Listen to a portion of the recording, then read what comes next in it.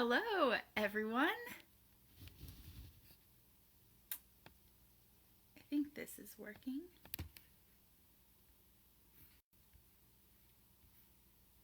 Hello, everyone. Okay, my name is Lindsey Funtik, and I am the coordinator of volunteer ministries at Ashland First United Methodist Church. I hope that this finds you all well and healthy, physically, but also mentally and spiritually. I know that this has been an extremely trying time for all of us, and my prayers go out to you for our congregation, but also for anyone else who might be watching. Just know that the Lord is still good and He cares for you and He's doing a new thing in all of this. So, on Thursdays has become the day in which I share some of the devotional thoughts I've been having throughout the week. And I thought that this would be a good day to share some of my kind of closing thoughts from Holy Week.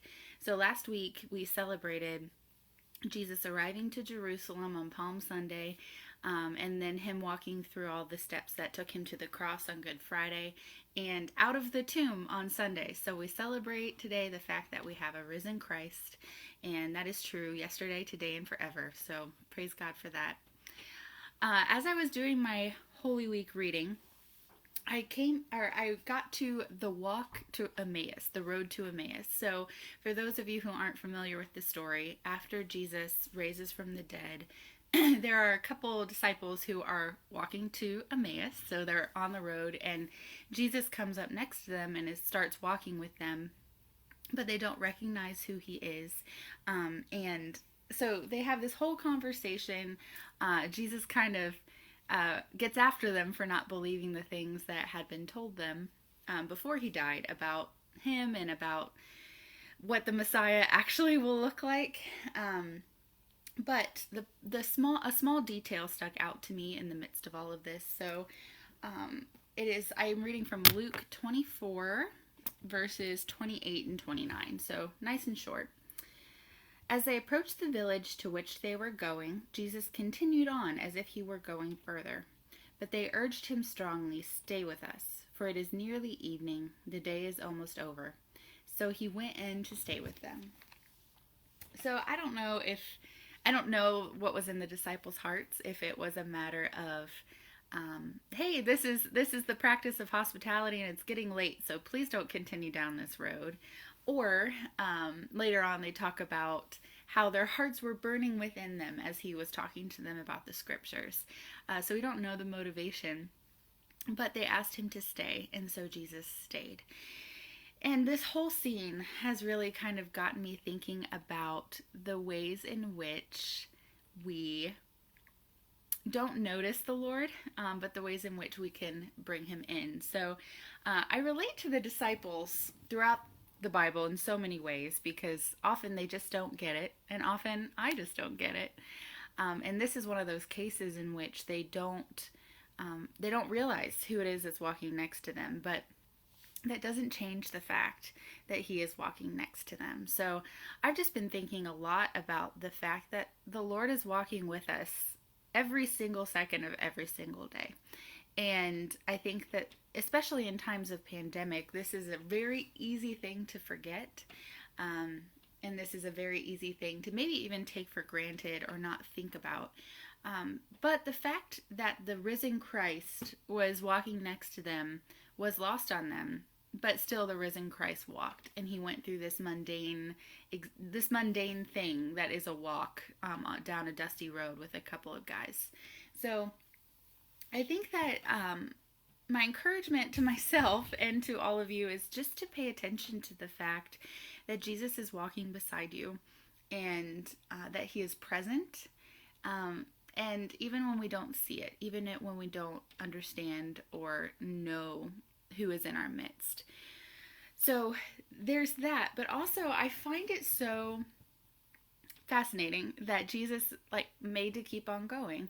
And I again, we can't see inside of his brain from what the text tells us, but I just picture him kind of whistling, scuffing his feet as he's making to go on. And then eventually they invite him to stay. So I think what I gather from this even if Jesus kind of had an inkling that they might ask him to join them, um, the love of God is not coercive in that it doesn't force itself on us. So the Lord has promised that he's present in the world, in the muck and the mire, but he doesn't force himself on us. And I think that makes me love God even more. The fact that I'm not forced to love God.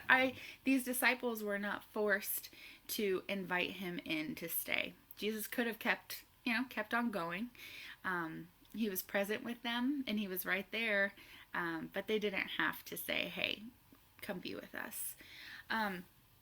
So I think that the fact that the Lord is present but not pushy is a real testament to his character and the fact that he gives us the free will to choose. So again, present, not pushy, and that, like I said, that makes me love him even more because that makes me want to. It's my choice. It's all of our choices whether or not we want to invite he who walks with us into sort of our existence, and to engage with him in that way. But we don't have to. And I will say we should. It's the most joyful existence possible, and it is the only way in which I've experienced true living hope.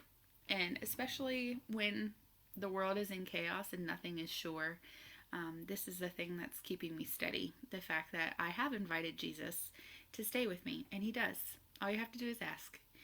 And I think that there's power in the fact that the disciples really didn't have to beg him. I'm looking back at the text. Let's see here. They urged him strongly, but they didn't have to say, "Please, Jesus, please come stay with us." And he was reticent. But no, they asked, so he stayed. And there was a lot of beauty in that. And so my question for myself that I've been kind of pondering, and the question that we can all ask ourselves, is where are the areas in which we haven't invited Jesus to stay? So he's walking with us, he's present, and perhaps that means that you just have not invited the Lord into your existence in general. And if that's the case, I encourage you to do so. He has open arms, and if you have any questions or thoughts about what that means, feel free to message the church. We are more than happy to engage with you, and we're praying for that. But also I think that there are areas in which all of us, even those who are believers in affirming Jesus, that there are areas in which we can still invite him, areas in which we are not trusting him. Trust is a big theme. So while I might trust the Lord with the good things, and I might trust the Lord with even the daily mundane, like prayer, doing a puzzle or the chores, makes the puzzle or chores even that much more fun. But there are also like darker areas that I don't want to invite him into, and things that I don't trust him with. And I find whenever I have said, "Hey, Jesus, stay," that situation just gets so much better. And so I think that we should all just remember that nothing is too good, bad, or mundane for him. Whether we are enjoying a nice walk in hopefully the spring sunshine will come back to us. There's been some snow flurries.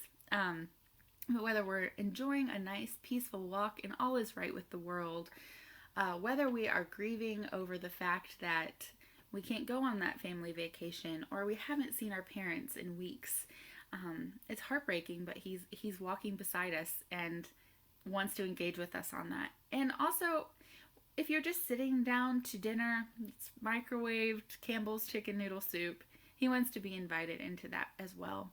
And I truly believe, from experience as well, that anything in which we do invite him into becomes holy because he is there and he is a part of it.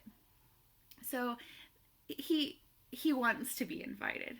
He wants to be with us. He doesn't push it, but he wants to be there. So My final sort of exhortation in this is once you do ask, once you say, hey, Jesus, join me as I put clothes away, or hey, Jesus, join me as I weep over this disappointment, or I celebrate the beauty of any given moment, I just encourage you to pay attention. I think that it's very easy to say like, oh, Jesus, come join me on this. I know you're present beside me. You're here. Come on in. And then I'm guilty of just sort of saying that and then not really paying attention to what he's doing or what he might be saying in that moment. So invite him in. He's right beside you. Pay attention to what he does, what he says, and just know that we can all just be transformed from that simple act.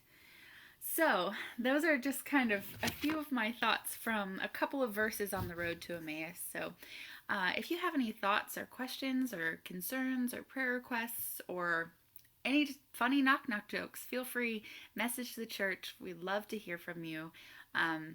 Know that Ashland First United Methodist, you are always close to my heart. I pray for you. I think of you all the time. And I love you. And I look forward to the day in which I can tackle you all with really big hugs. So everybody have a really good Thursday and be blessed.